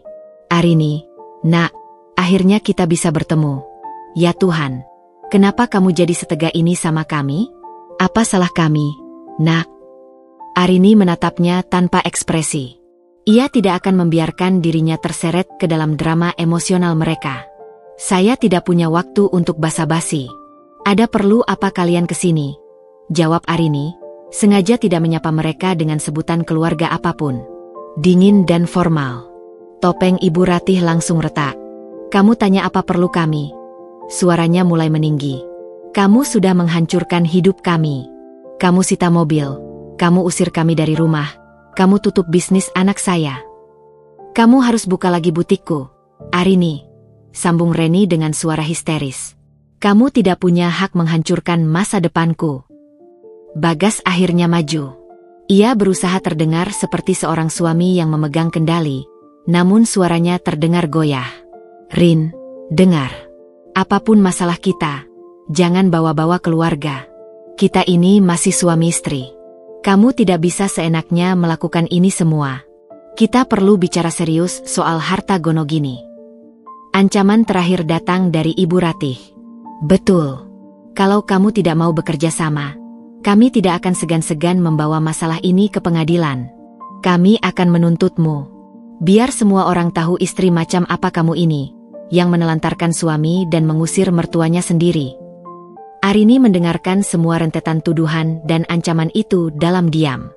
Ia membiarkan mereka mengeluarkan semua amunisi mereka. Saat mereka berhenti, terengah-engah oleh amarah mereka sendiri, Arini akhirnya angkat bicara. Suaranya tidak keras, namun setiap katanya tajam dan mematikan. Pertama, katanya sambil menatap Reni, butik itu saya tutup karena merupakan investasi yang merugi. Dan kerugian terbesarnya adalah mempekerjakan manajer yang tidak kompeten dan hanya bisa menghabiskan uang. Wajah Reni pucat pasi. Kedua, Arini kini beralih menatap Bagas dan Ibu Ratih. Soal harta Gonogini dan pengadilan? Silakan.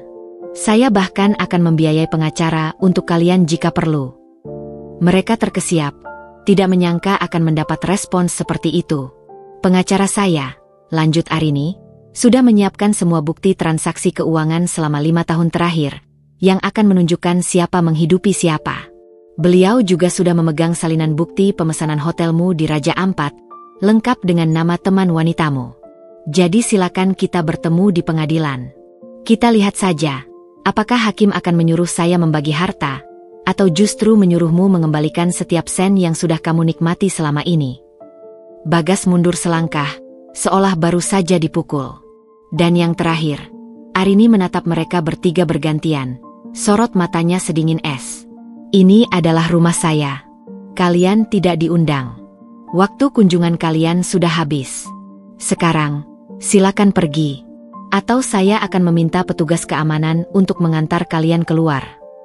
Ancaman mereka luruh menjadi debu. Rencana mereka untuk mengintimidasi Arini hancur total. Mereka berdiri membeku di teras mewah itu, dipermalukan dan dikalahkan telak oleh wanita yang dulu mereka anggap remeh. Skakmat. Kata-kata terakhir Arini menggantung di udara teras yang lengang, setajam dan sedingin bilah es. 3 lawannya berdiri membeku. Setiap argumen dan ancaman mereka telah dipatahkan dengan telak. Mereka datang dengan keyakinan bahwa mereka adalah pihak yang teraniaya yang menuntut hak. Kini, mereka dipaksa bercermin dan melihat wujud asli mereka. Sekelompok parasit yang baru saja diputus dari inangnya. Keheningan yang mencekam itu pecah, bukan oleh kata-kata, tetapi oleh suara erangan tertahan yang penuh amarah. Suara itu berasal dari Ibu Ratih. Wajahnya yang pucat kini memerah, urat-urat di lehernya menonjol. Topengnya telah hancur, dan yang tersisa hanyalah kebencian murni. "Perempuan sombong," teriaknya. Suaranya melengking memecah ketenangan pagi itu. "Tidak tahu diuntung.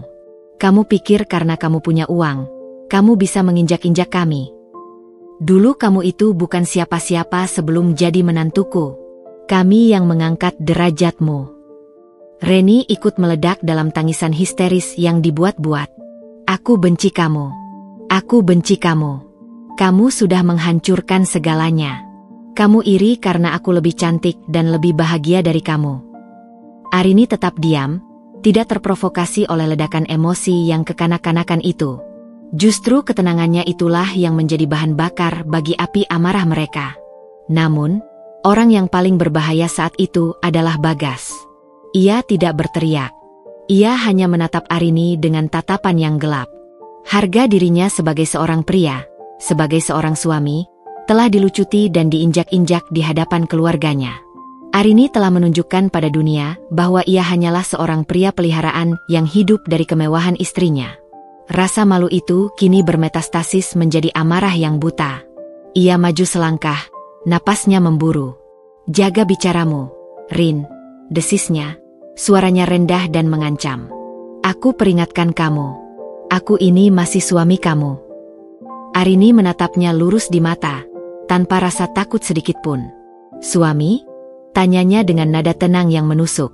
"Sejak kapan kamu bertindak layaknya seorang suami, Mas? Saat kamu memakai uangku untuk membiayai perempuan lain?" Pertanyaan itu adalah percikan terakhir. Bagas menggeram. Logikanya mati. Yang tersisa hanyalah insting primitif untuk menyerang. Untuk membungkam suara tenang yang telah menghancurkannya.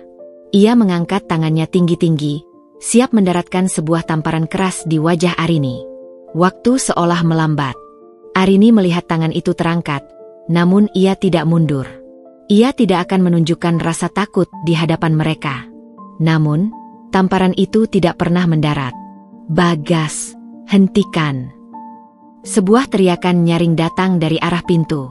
Rina, sahabat Arini, melesat keluar dengan ponsel teracung, lensanya merekam jelas pemandangan itu.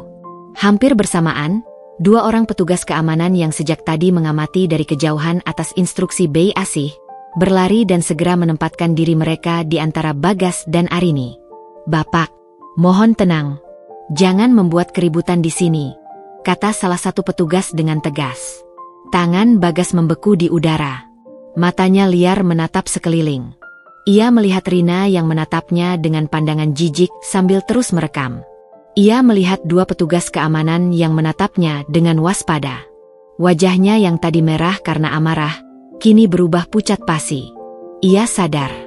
Ia baru saja akan melakukan kekerasan fisik di hadapan 3 orang saksi, dan salah satunya sedang merekam. Ini bukan lagi sekadar pertengkaran rumah tangga. Ini sudah masuk ke ranah kriminal. Dalam satu gerakan bodoh yang didorong oleh ego, ia telah memberikan Arini senjata pamungkas untuk menghancurkannya secara hukum. Arini menatap tangan Bagas yang masih terangkat, lalu beralih ke matanya yang kini dipenuhi kepanikan. Ia tidak perlu lagi berkata apa-apa. Bagas telah menghancurkan dirinya sendiri. Dengan isyarat dagu yang nyaris tak terlihat, Arini memberikan perintah kepada petugas keamanan.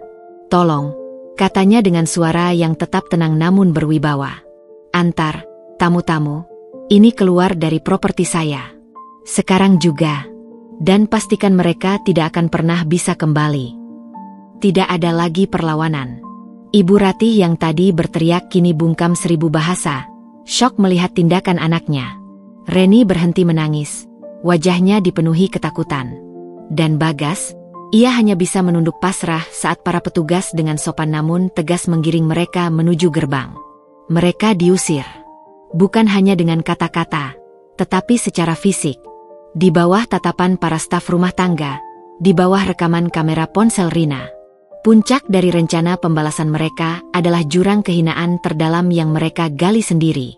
Gerbang besi yang tinggi itu tertutup di belakang mereka dengan suara keras dan final. Di teras, Arini akhirnya menghembuskan napas yang sejak tadi ia tahan. Kakinya terasa sedikit lemas. Rina segera menghampiri dan merengkuh bahunya. "Kamu nggak apa-apa?" tanya Rina cemas. Arini mengangguk pelan. "Aku nggak apa-apa," jawabnya. Matanya menatap gerbang yang tertutup rapat. Sudah selesai. Benar-benar selesai. Ikatan terakhir di antara mereka baru saja putus dengan cara yang paling buruk. Dan buktinya, tersimpan aman di dalam ponsel sahabatnya. Udara di teras terasa berat setelah kepergian paksa trio pengacau itu. Arini, yang tadinya berdiri begitu tegar, merasakan kakinya sedikit gemetar. Ia menyandarkan tubuhnya pada sebuah pilar. Napasnya terengah seolah baru saja menyelesaikan lari maraton. Keberanian adalah pilihan, bukan ketiadaan rasa takut. Dan barusan, ia benar-benar merasa takut. Rina segera berada di sisinya, memegang lengannya untuk memberinya kekuatan. "Kamu hebat, Rin. Kamu luar biasa," bisik Rina. Matanya masih berkilat marah mengingat kejadian tadi. "Aku punya rekamannya," lanjut Rina sambil menunjukkan layar ponselnya. "Jelas sekali. Dia mengangkat tangan mau menampar kamu. Ini bukti KDRT, Rin. Senjata pamungkas." Arini menatap video di layar ponsel sahabatnya. Gerakan tangan Bagas yang terangkat itu terlihat begitu nyata dan mengerikan. Dingin menjalari tulang punggungnya, namun dingin itu dengan cepat berubah menjadi ketegasan yang absolut. Keraguan terakhir yang mungkin masih ada, kini lenyap selamanya. Tanpa menunggu lebih lama, ia kembali masuk ke ruang kerjanya. Rina mengikutinya. Tangannya mantap saat menekan nomor telepon Pak Santoso, pengacaranya. "Selamat siang, Pak Santoso. Ini Arini." "Siang, Bu Arini. Bagaimana? Apakah mereka datang?" tanya Pak Santoso, yang sudah diberi peringatan akan kemungkinan ini. "Mereka datang. Dan situasinya memburuk," jawab Arini. "Saya punya bukti baru.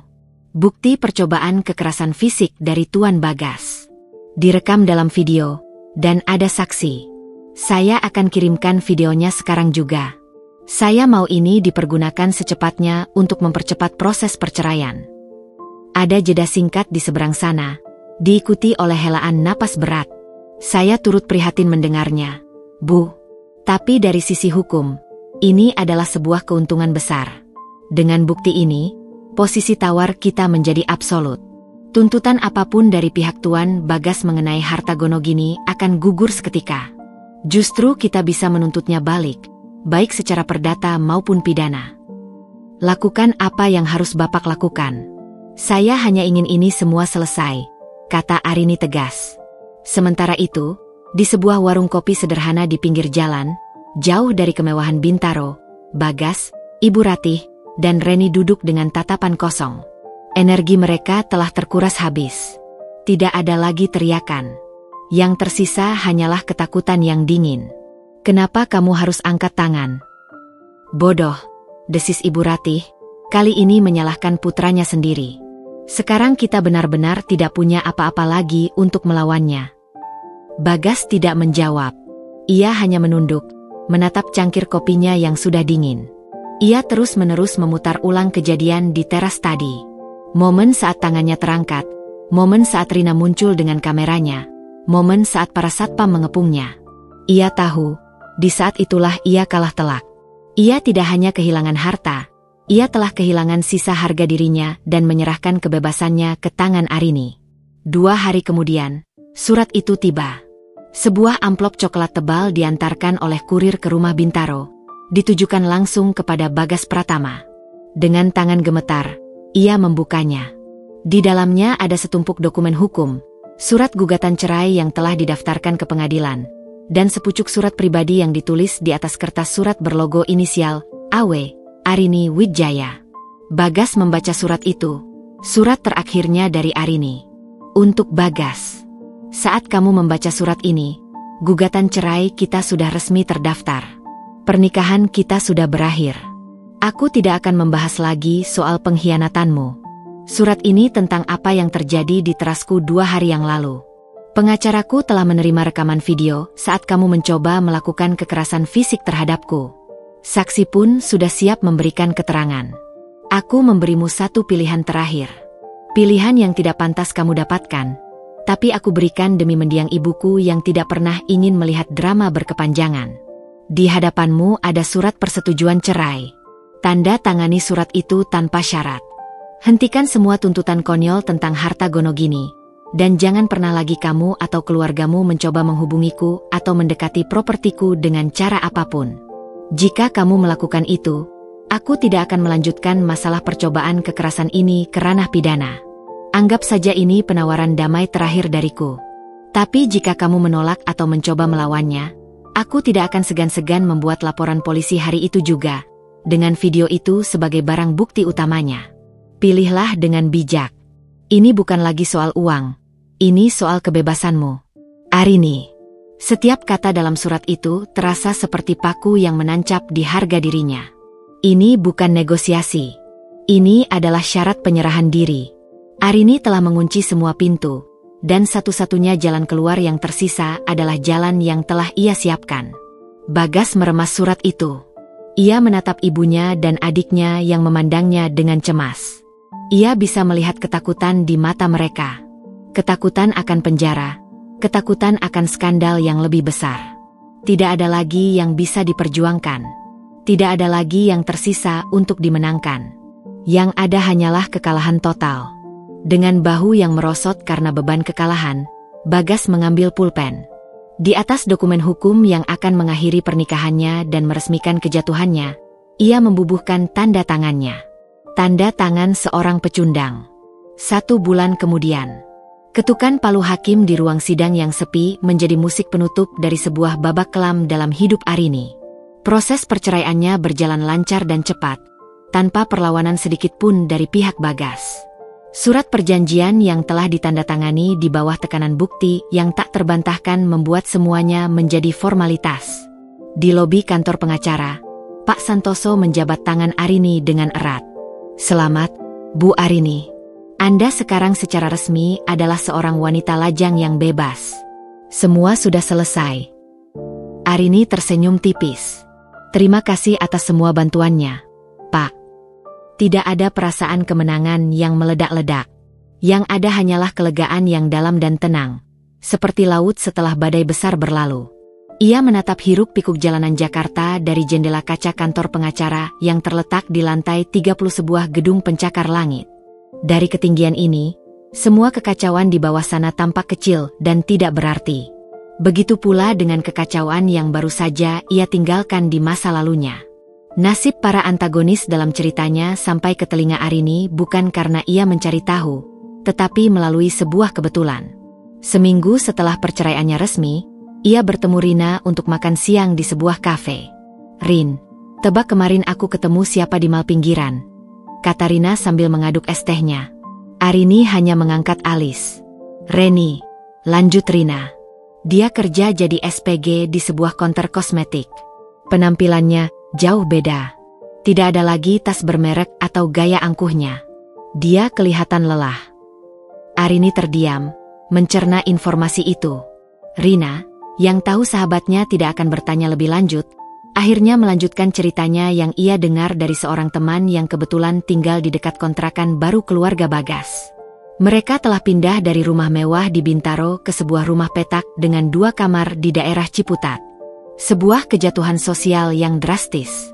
Ibu Rati dikabarkan menjadi pendiam dan jarang keluar rumah, tak lagi aktif di grup arisan manapun. Aib itu terlalu besar untuk ia tanggung. Lalu, Bagas. Akhirnya Arini bertanya, bukan karena peduli, tapi lebih karena penasaran akan akhir dari sebuah cerita. Dia kerja jadi sales mobil di sebuah showroom mobil bekas. Jawab Rina pelan. Temanku bilang, dia pernah melihat Bagas menjual beberapa jam tangan mewahnya untuk biaya hidup sehari-hari. Arini membayangkan Bagas, pria yang dulu begitu bangga dengan penampilannya yang necis dan barang-barang mewahnya, kini harus membujuk orang untuk membeli mobil bekas. Tidak ada rasa kasihan di hatinya. Tidak juga rasa puas. Yang ada hanya perasaan hampa. Mereka telah memilih jalan mereka sendiri, dan kini mereka menuai hasilnya. Semoga mereka bisa belajar sesuatu. Hanya itu komentar Arini, sebelum mengganti topik pembicaraan. Ia tidak ingin lagi mengotori masa depannya dengan membahas masa lalunya. Sore itu, dalam perjalanan pulang, Arini melewati rumahnya. Rumah megah hasil karyanya yang menjadi saksi bisu dari cinta, pengkhianatan, dan pembalasan. Tiba-tiba, rumah itu terasa asing.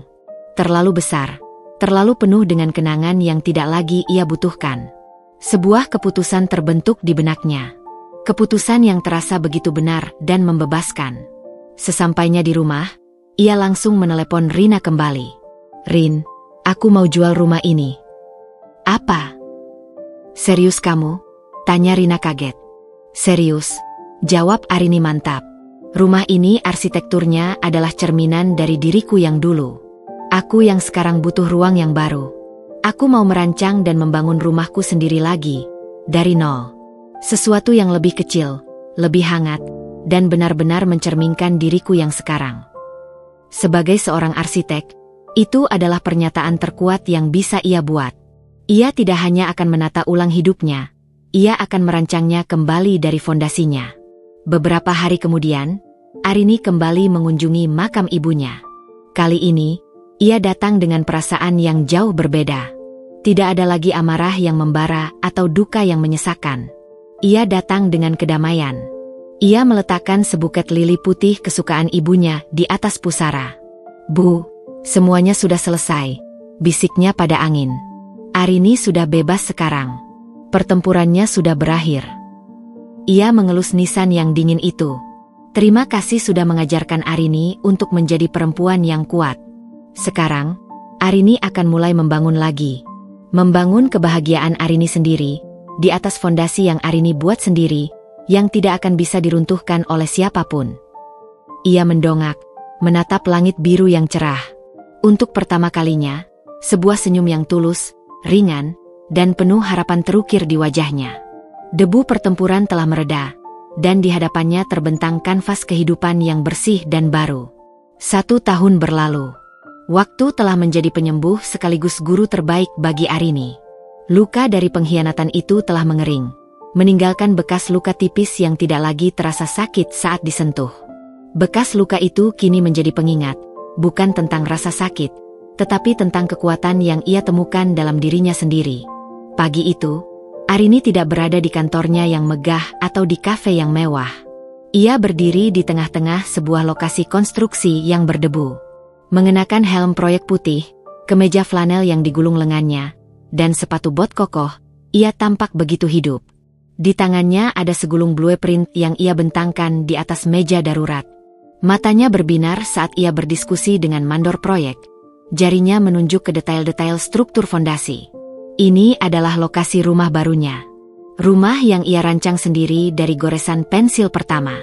Setelah menjual rumah lamanya, beserta semua kenangan pahit di dalamnya, ia membeli sebidang tanah di kawasan yang lebih tenang, menghadap ke sebuah danau kecil. Rumah yang sedang ia bangun ini sangat berbeda dari istana megah yang dulu ia tinggali. Ukurannya lebih kecil, desainnya lebih intim dan menyatu dengan alam. Dindingnya didominasi oleh kaca untuk memaksimalkan cahaya matahari. Ada sebuah studio kerja yang luas untuk dirinya, dan sebuah taman bunga di belakang yang khusus akan ia tanami lili putih dan sedap malam, bunga kesukaan ibunya. Ini bukan rumah untuk pamer. Ini adalah sebuah sangkar kedamaian yang ia bangun untuk jiwanya sendiri. Karirnya pun melesat. Proyek art galeri yang ia kerjakan bersama Rina telah selesai dan memenangkan penghargaan desain bergengsi. Namanya sebagai arsitek semakin dikenal, bukan lagi sebagai istri Bagas Pratama atau putri pengusaha Wijaya, tetapi murni sebagai Arini Wijaya, seorang arsitek brilian. Ia kini memilih proyeknya berdasarkan gairah, bukan lagi berdasarkan keuntungan semata. "Woi, Bu Arsitek, nggak makan siang?" Suara Rina membuyarkan konsentrasinya. Sahabatnya itu datang membawakan 2 kotak makan siang dan duduk di sampingnya. "Gila, progresnya cepat banget," kata Rina sambil menatap kerangka bangunan yang mulai terbentuk. "Aku suka banget konsep inner courtyard-nya. Khas Arini banget." "Tentu saja. Rumah ini adalah cerminanku," jawab Arini sambil tersenyum, menerima kotak makan dari Rina. Mereka makan siang di tengah-tengah debu dan suara palu. Terasa lebih nikmat daripada makan di restoran bintang 5 manapun. Mereka tidak lagi membicarakan masa lalu. Obrolan mereka penuh dengan masa depan. rencana perjalanan ke Jepang untuk melihat arsitektur kuil kuno, proyek-proyek baru yang menantang, dan gosip-gosip ringan. "Oh iya," kata Rina di sela-sela makannya. "Kamu ingat Reza? Teman kita waktu kuliah yang pindah ke Singapura? Dia sekarang balik ke Jakarta," buka firma sendiri. "Kemarin dia nanyain kamu." Arini hanya tersenyum tipis. "Oh ya? Iya. Kapan-kapan kita ketemuan yuk bertiga? Sekadar reuni," ajak Rina, seolah tanpa maksud tersembunyi. Arini tidak langsung menolak atau mengiyakan. Hatinya tidak lagi tertutup seperti dulu, namun ia juga tidak terburu-buru. "Lihat nanti, ya," jawabnya santai. Sebuah jawaban yang menunjukkan bahwa kemungkinan itu ada, namun tidak lagi menjadi prioritas utamanya. Prioritasnya adalah dirinya sendiri. Setelah Rina pamit, Arini berjalan sendirian mengelilingi calon rumahnya. Mentari sore membiaskan cahaya keemasan, menyinari pilar-pilar beton yang kokoh. Ia menyentuh permukaan dinding yang masih kasar. Disinilah fondasi barunya berada. Fondasi yang ia bangun dengan tangannya sendiri, yang tidak akan bisa goyah hanya karena seorang pria. Rasa sakit dari pengkhianatan itu telah mengajarkannya pelajaran paling berharga. Ia tidak butuh orang lain untuk melengkapi dirinya. Ia sudah utuh. Kebahagiaan sejati bukanlah tentang menemukan pasangan yang sempurna, melainkan tentang menciptakan kehidupan yang ia cintai, dengan atau tanpa seorang pasangan. Malam itu, di apartemen sementaranya, Arini membentangkan lembar terakhir dari desain rumahnya. Itu adalah sketsa detail taman belakang. Di sudut kanan bawah lembar blueprint itu, terdapat sebuah kotak titel. Bukan lagi berisi nama keluarga yang kini telah asing, melainkan sebuah tulisan sederhana yang dicetak dengan huruf yang tegas dan elegan. "Gria Arini, sebuah awal." Ia menatap tulisan itu lama. Sebuah awal, bukan akhir. Perjalanan terberat dalam hidupnya ternyata bukanlah sebuah kehancuran, melainkan sebuah proses pembangunan ulang menuju versi dirinya yang paling kuat dan paling otentik. Dan sketsa masa depannya kini terlihat begitu cerah. 2 tahun setelah hari perceraiannya, senja di Gria Arini terasa begitu magis. Sinar matahari keemasan menembus dinding-dinding kaca yang tinggi, memandikan ruang tamu berkonsep terbuka itu dengan cahaya yang hangat. Aroma melati dari taman meruap lembut, berpadu dengan alunan musik jazz instrumental yang mengalun pelan. Rumah itu terasa hidup, bernapas dalam kedamaian. Malam ini, Arini mengadakan syukuran kecil. Bukan pesta besar yang hingar-bingar, melainkan sebuah pertemuan intim dengan orang-orang yang telah menjadi pilar kekuatannya. Ada Rina yang tertawa lepas di sudut sofa, ada Pak Santoso dan Pak Tirtayasa yang datang bersama istri mereka, berbincang hangat dengan beberapa kolega terdekat Arini dari firma arsitekturnya. Ini adalah keluarga yang ia pilih sendiri, keluarga yang dibangun di atas fondasi ketulusan dan rasa hormat. Arini berdiri di teras belakang yang menghadap langsung ke danau, secangkir teh hangat di tangannya. Taman bunga untuk ibunya kini tumbuh subur dan rimbun, menebarkan keharuman yang menenangkan. Rina menghampirinya, menyandarkan diri di pagar pembatas di sampingnya. "Lihat dirimu sekarang, Rin," kata Rina pelan, matanya menatap pantulan cahaya lampu di permukaan danau. "Kamu bahagia, benar-benar bahagia. Siapa sangka beberapa tahun lalu kita melewati badai seperti itu." Arini tersenyum, senyum yang kini begitu mudah terukir di wajahnya. "Dulu aku pikir, sebuah rumah dan kebahagiaan itu harus dibangun oleh 2 orang, jawabnya reflektif. Ternyata, fondasi yang paling kuat itu harus kita bangun dulu di dalam diri kita sendiri. Kokoh, tak tergoyahkan. Sisanya, hanyalah bonus yang indah." Bel pintu berbunyi, dan Arini masuk untuk membukanya. Di ambang pintu berdiri Reza, teman lamanya, membawa sebuah pot berisi pohon bonsai yang indah. Ia sedikit terlambat karena macet. "Maaf telat, Rin. Ini sedikit hadiah untuk rumah barumu," kata Reza dengan senyum ramah. "Reza, terima kasih. Indah sekali bonsainya," sambut Arini. Interaksi mereka terasa mudah dan nyaman. Selama beberapa bulan terakhir, mereka beberapa kali bertemu, berdiskusi tentang arsitektur, bertukar ide, dan menemukan banyak kecocokan dalam cara mereka memandang dunia. Tidak ada drama, tidak ada kepura-puraan. Hanya ada rasa saling mengagumi yang tumbuh secara alami. "Rumahmu ini," kata Reza sambil memandang sekeliling saat Arini mengajaknya masuk. "Terasa persis sepertimu, Rin. Kuat dan elegan di luar, tapi begitu hangat dan penuh cahaya di dalamnya." Pujian itu terasa berbeda. Bukan pujian kosong tentang kemewahan, melainkan sebuah pengakuan terhadap esensi dari karyanya, esensi dari dirinya. Malam beranjak larut. Satu persatu tamu pamit pulang, meninggalkan Arini dengan ucapan selamat dan pelukan hangat. Akhirnya, ia sendirian di dalam rumah barunya. Keheningan kembali menyelimutinya, namun ini adalah keheningan yang penuh dan memuaskan. Ia berjalan pelan menyusuri setiap sudut rumahnya. Jari-jarinya menyentuh permukaan dinding beton ekspos yang dingin namun jujur, merasakan tekstur kayu jati di bawah kakinya. Setiap detail di rumah ini adalah perpanjangan dari jiwanya. Arini berhenti di depan jendela raksasa di ruang keluarganya, menatap pantulan dirinya di kaca dengan latar belakang bulan yang bersinar di atas danau. Yang ia lihat bukanlah lagi seorang wanita yang terluka, atau seorang pejuang yang marah. Yang ia lihat adalah seorang wanita utuh yang telah menemukan kedamaian. Ia teringat pada suaminya, pada ibu mertuanya, pada semua drama yang telah lewat. Namun anehnya, tidak ada lagi rasa benci atau sakit. Mereka hanyalah karakter dari sebuah bab yang telah lama ia tutup dan simpan di rak paling belakang dalam perpustakaan hidupnya. Mereka telah memberinya pelajaran paling pahit, namun juga paling berharga. Sambil menatap bayangannya, Arini berbisik pada dirinya sendiri, "Selamat datang di rumah, Arini." Karena kini ia sadar sepenuhnya, rumah yang sesungguhnya bukanlah bangunan megah dari batu dan kaca. Rumah adalah ketenangan yang ia rasakan di dalam hatinya. Rumah adalah kekuatan yang ia tahu ia miliki. Rumah adalah masa depan cerah yang kini terbentang luas di hadapannya, siap untuk ia jelajahi dengan langkahnya sendiri. Dan di rumah itu, ia adalah sang arsitek sekaligus penghuninya. Akhirnya, ia benar-benar telah pulang. Tamat.